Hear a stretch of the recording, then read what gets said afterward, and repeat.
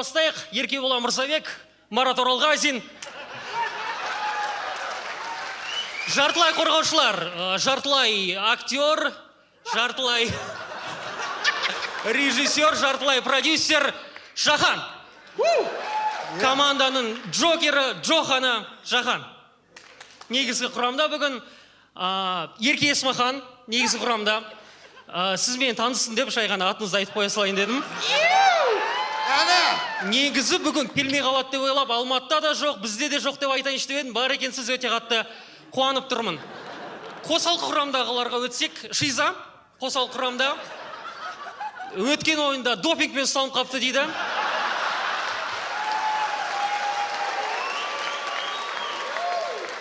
Надеюсь, допинг. Надеюсь. Оны бүгін шеттетеміз, как будто шеттелден.